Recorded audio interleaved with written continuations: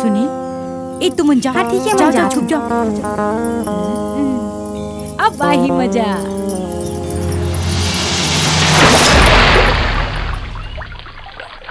बचाओ बचाओ बचाओ।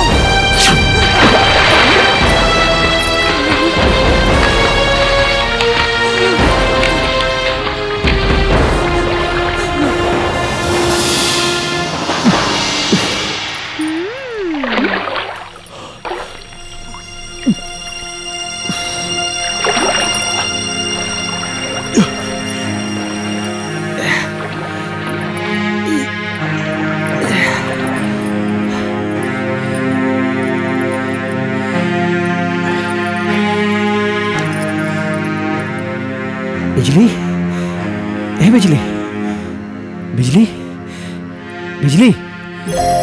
सुनील, तय कब आइस? जब तक गिरेस तब। धन्यवाद सुनील, तय मोर जान बचाए ते कर लिए। लेकिन बिजली, तय में गिरे कैसे? वो काहे ना, मोर पैर थोड़ा फिसल गिरीस।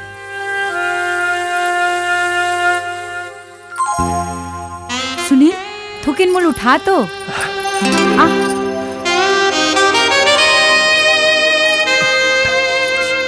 सॉरी। अरे में सॉरी की क्या बात है, चल उठा। सॉरी सुनील। अच्छा बिजली, मैं चाहता हूँ। और कब मिल सुनील? मिलूँ ना? अरे बिजली दीदी, तोर पासा तो उल्टा पड़ गए। अरे बिजली के पासा कभी उल्टा नहीं पड़े, जब पढ़ते सीधा पढ़ते। तबे तो तोला छोड़ के जल्दी इसका। अरे अभी छोड़ के जाही, तबे तो बाद में चुंबक कस खींचे चले आही। गए बेचारा काम से।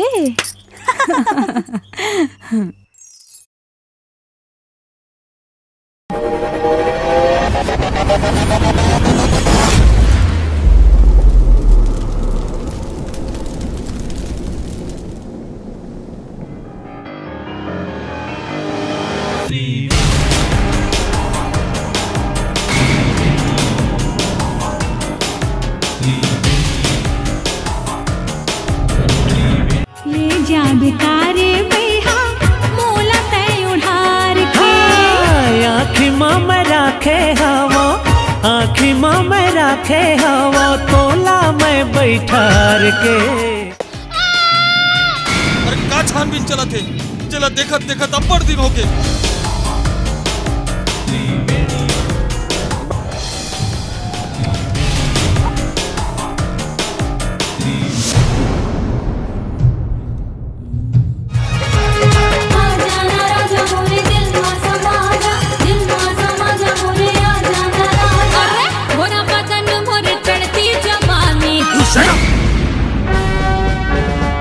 सरकार ये डंडा लग गिल्ली डंडा खेले बार नहीं दे।